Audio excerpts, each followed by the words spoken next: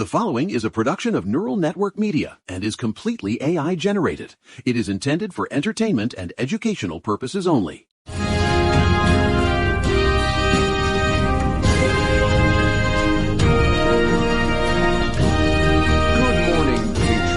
Dissidents, and everyone holding their breath across this great, beautiful, chaotic republic. It is Saturday, February 21st, 2026, and I am Julian Archer, coming to you live from the Panopticon, my Manhattan penthouse where the view of Central Park is almost as clear as the corruption I'm seeing in D.C. today. Yesterday, we were talking about Governor Spanberger's SOT response, which I still say is the steady hand we need, and that horrific data blackout Maya and I have been calling institutional arson. But today the clouds have parted just enough for a lightning bolt to strike from the highest court in the land. It is a busy show today, folks, a crucial day for the rule of law. Hi, key busy, Julian. My screen time is already 4 hours and the sun isn't even fully up. Only 4? You're slipping, Maya. You need to pump those numbers up. Okay, listen, I'm trying to pace myself because the vibes out there, they are rancid. Yesterday we were mourning the death of data with that 429 era blackout, and today we're looking at a landscape that is just, it's giving final boss energy. We've got the Supreme Court actually doing something interesting for once, a 10-day countdown to potentially another war, and we are saying goodbye to a literal legend of the movement. It's a lot to unpack before my first iced coffee. It is, and we have to start with the heart of the movement, Maya. We lost a giant this week, the Reverend Jesse Jackson, the man who taught us that the Rainbow Coalition wasn't just a slogan, it was a blueprint for how we win. The family just announced the funeral arrangements. He'll be lying in state in Chicago on the 25th and 26th. No, literally a titan is gone. It feels like the end of an era, or like the closing of a specific chapter of the civil rights arc. Jesse Jackson wasn't just a politician. He was the blueprint for the modern coalition. He's the reason people like Jasmine Crockett or Ilhan Omar even have a seat at the table. And speaking of Ilhan, did you see that clip from her town hall? I did. Look, it is absurd. A man literally rushed the stage and sprayed her with liquid? This is what happens when you spend years dehumanizing the squad as some kind of foreign contagion. It's dangerous. It's a disgrace to the very democracy Jesse Jackson spent 84 years trying to perfect. It's giving 1968 energy, but with better cameras. We're at this pivot point where the old guard is passing the torch, and the new guard is literally being physically assaulted for existing in public. Jackson's dignity through struggle vibe is being tested in real time. I'm telling you, the People's Celebration on the 27th in Chicago, it's gonna be a vibe shift. We need to remember how he registered millions of voters when the GOP was trying to do exactly what they're doing now with the SAVE Act. Precisely. But while we're talking about things that are toxic, let's talk about the EPA. My God, Maya, Lee Zeldin went down to Kentucky yesterday, the Mill Creek power plant, and basically told the utility companies, hey, go ahead, poison the children. It's on the house. They finalized the repeal of the 2024 mercury and air toxic standards. Toxic coal era is officially back. It's so mid. Like, who actually wants more mercury in the water? Is that a thing? According to the EPA's own new rules, they are moving the limit from 1.2 pounds of mercury per trillion BTUs to 4.0 pounds. They're more than doubling the amount of a neurotoxin that causes brain damage in infants. Zeldin called it ending the war on beautiful, clean coal. I'm telling you, it's not a war on coal, it's a war on the frontal lobes of the next generation. No, literally, the NRDC is already losing it. They pointed out that the Biden-era rules would have provided $1.9 billion in health benefits. Zeldin's flex, he says this saves the industry $670 million. So we're trading nearly $2 billion in human health for $600 million in corporate savings? That math is not mathing. It's a flop. It's institutional constitutional arson, Maya. I said it yesterday about the data blackout, and I'm saying it today about the air we breathe. They're burning the safeguards down so the lobbyists can stay warm. And speaking of burning, look at what's happening with Iran. This Board of Peace, what a joke of a name, met in D.C. yesterday. Trump has issued a 10 to 15-day ultimatum. Okay, can we talk about the naming convention? Board of Peace, while positioning the USS Gerald Ford and the USS Abraham Lincoln in the region, it's giving I come in peace right before the alien death ray hits. Trump said it'll be clear within 10 days. He's demanding a total end to uranium enrichment. No enrichment, period. Reuters is reporting that military planning has reached an advanced stage. We are talking surgical strikes on nuclear sites or even a multi-week air campaign. It's a 10-day countdown to a villain arc finale. Iran says they have a counter-proposal in 2 days, but the White House vibe is we're bored of talking. If this hits in mid-March, like the Pentagon leaks suggest, Julian, we are looking at the largest buildup since 2003. It's Iraq 2.0 with more drones and more clout chasing. I'm telling you, I've seen this movie. I was in the rooms when the fixers were trying to sell the last one. It's a shakedown. Trump wants a deal he can put his name on. And if he doesn't get it, he's perfectly happy to set the Middle East on fire to distract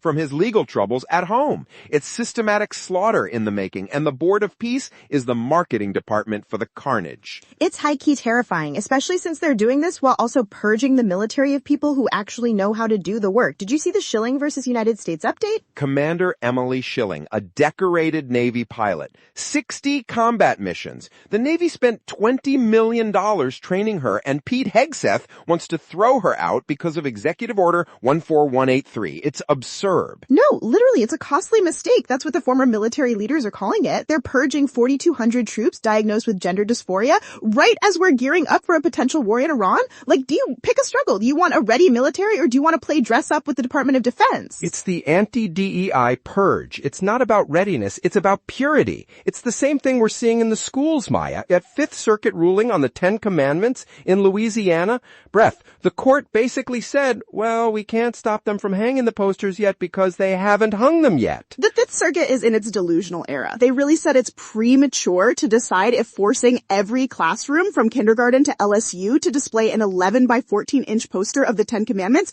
is unconstitutional. Like, the law literally says it has to be the central focus in a large, easily readable font. That's not a suggestion, it's a mandate. Judge James Dennis hit it on the head in his dissent. He said this is exactly what the framers sought to prevent, forcing children to submit to government-endorsed religion. It's a breach in the wall, and they're using the court's major questions logic to say, hey, let's just see what happens. It's a slow-motion car crash for secularism. And while they're focused on the 6th century rules for classrooms, they're making sure the kids' parents can't even vote to change it.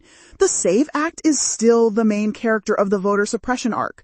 The Brennan Center is reporting that these new requirements for documentary proof of citizenship will block millions. It's a national database of targets, Maya. I told you yesterday, if you don't have a passport or an original birth certificate handy, maybe you're a student, maybe you're low income, maybe you're trans and your documents don't match, you're out. It's a pruning of the electorate. They aren't even hiding it anymore. It's giving, if you don't have a blue checkmark on your birth certificate, you're a bot. It's digital age disenfranchisement. But hey, at least some people are winning. Did you see the labor news for the first responders? I love this story. This is where the happy warrior comes out. We're seeing historic wins for emergency responders on the right to rest. They're finally arguing that fatigue isn't just a personal problem. It's a byproduct of a profit-driven model that treats humans like batteries. High key. If my EMT is on hour 20 of a shift, I'm not feeling great about my survival stats. It's the same energy as the housing pivot. Los Angeles and New York are finally realizing that these empty office buildings are just commercial carcasses. The urban doom loop. 75 Maiden Lane in Manhattan just got sold for $45 million to be turned into 300 units, and they're skipping the luxury gyms and pools to keep the price at $70 a foot. That is how you fix a city, Maya. You stop building monuments to wealth and start building places where people can actually live. Bet. Even in LA, they've got this new adaptive reuse ordinance that bypasses the years of environmental reviews for buildings as young as 15 years old. We're seeing office to residential conversions actually happen. It's decommodified housing in its growth era. It's about time. We need to move fast because the rest of the world is getting darker. Have you looked at the Kenya report? Over 1,000 Kenyan nationals trafficked to fight for Russia in Ukraine. Okay, this is the worst timeline. The Kenyan National Intelligence Service found that recruiting agencies were promising skilled labor jobs, electricians, drivers with huge salaries, and then just shipping these guys to the front lines as cannon fodder. 89 are active, 39 are in the hospital, and 28 are MIA. It's human trafficking at a state actor level. It's a meat grinder, Maya. And while Russia is doing that, our own State Department is launching freedom.gov. They say it's to help people in Iran and China bypass censorship, but the Europeans are calling it technological imperialism. They think we're going to use it to bypass their content laws and safety regulations. No, literally, it's a portal designed to undermine content laws. Like, okay, cool, help the protesters in Tehran. Julian, you were talking about the systematic slaughter there last month, but also maybe don't use that as a Trojan horse to let Elon run wild in Paris? It's a messy crossover episode. Look, I gotta say, before we get to the big one, this podcast, these conversations, they don't just happen. We aren't backed by some faceless conglomerate or a billionaire's tax shield foundation. We are 100% here because of the vision and the grind of our creator, Eric Christensen at Neural Network Media. He's not a media mogul. He is a builder who poured his own resources and time into creating this platform so we could have these conversations. No, literally, Eric is the reason we're not shadow banded to oblivion. If you value independent voices over corporate algorithms, please subscribe, and consider visiting our new Patreon at patreon.com/Neural Network Media. It's an act of solidarity that keeps the lights on and the servers running. We need you to help us keep this main character energy for the truth. Amen to that, Maya. Now, let's get to the tectonic shift, the Supreme Court. The case is Learning Resources, Inc. versus Trump. And for once, the executive branch just got its bell rung. The 6-3 ruling, it's giving checks and balances are actually still a thing maybe. This is a massive flop for the Liberation Day tariffs. It is profound, Maya. Chief Justice Roberts wrote the majority opinion, and get this, he was joined by Sotomayor, Kagan, Jackson, and Gorsuch and Amy Coney Barrett. The Trump appointees broke ranks. They basically told the president, you are not a king, and the Treasury is not your piggy bank. Roberts was high-key spicy. He said the power to tax and impose duties belongs exclusively to Congress under Article 1. He wrote, and I quote, "The vehicle is the imposition of taxes on Americans, and that has always been a core power of Congress." Exactly. The administration was trying to use the International Emergency Economic Powers Act, IEEPA, to unilaterally slap tariffs on everything that moves. They called them Liberation Day tariffs, reciprocal tariffs. It was a global trade war by executive fiat, but the court said, hold on a minute, IEEPA allows you to regulate importation, but it never mentions the words tariffs or duties. It's the major questions doctrine finally being used for something other than killing environmental rules. The court said an economic shift of this magnitude affecting trillions in trade requires clear congressional authorization. You can't just declare a national emergency because you don't like the price of steel and then tax every American consumer to fix it. I'm telling you, this is the most significant judicial limit on presidential trade power in decades. Trump is already trying to bypass it with a stopgap tariff, but the legal gates are open. We are talking about billions in potential refunds for companies that have been fleeced by these unconstitutional taxes. The dissent was just Thomas, Alito, and Kavanaugh, the usual suspects. They basically argued the president needs maximum flexibility in a national emergency. But Roberts was like, if everything is an emergency, then the Constitution is just a suggestion.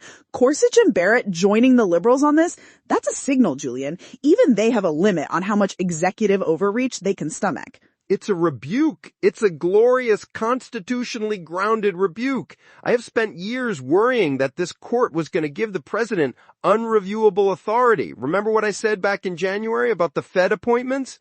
But this ruling shows there is still a line. You cannot use emergency powers to rewrite the tax code. You cannot treat the American consumer as a secondary character in your protectionist fan fiction. No, literally. It's a huge L for the administration's economic agenda. They wanted to use tariffs as a weapon for energy dominance and global leverage, and SCOTUS just took the safety off and pointed the gun back at the White House. It sets the stage for a massive legal battle. If I'm a CEO of any company that's been paying these Liberation Day duties, I'm calling my lawyers before the ink is dry on this decision. We are going to see a flood of litigation that makes the BP oil spill look like a leaky faucet. It's the refund era, but also, let's be real, the administration is going to fight this tooth and nail. They're already talking about that stopgap. They'll try to rebrand the tariffs as safety fees or some other mid-tier euphemism. Let them try. They can't hide the math. Roberts was clear. The power to tax is a core power of the people's representatives, not the man in the high tower. Look, it's a victory for the structure of our government, even if it comes from a court we usually disagree with. It's a rare win for the vibes of the law. I'll take it. Between this and the firefighter wins, today is not a total flop. It's just intense. It's more than intense, Maya. It's a reminder that the soul of this country is still fighting back. From the classrooms of Louisiana to the trade ports of the Atlantic, the lines are being drawn. We've covered a lot today. The loss of a titan in Jesse Jackson, the toxic coal comeback at the EPA, the 10-day fuse on the Iran bomb, and the Supreme Court finally finding its backbone on trade. High key, a busy day. My daily average is definitely going to be 14 hours by the time I track all the reactions to the Supreme Court ruling. Well, you stay on those feeds, Maya. We need your sniper eyes on the ratio. To our listeners, thank you for being here. Thank you for supporting independent media and for refusing to let the data blackout win. Remember what Jesse Jackson taught us. Keep hope alive, but more importantly, keep the pressure on. No, literally, don't let them shadow ban your brain. Stay hydrated, stay mad, and we'll see you in the next era. This is the Neural Left. I'm Julian Archer. And I'm Maya Thorne. Bet. We'll be back tomorrow. Stay sharp, America. Look, we're going to save this thing yet. Did we get the oxygen tank? I need a hit before the next briefing. I'm already posting the Supreme Court. It's in the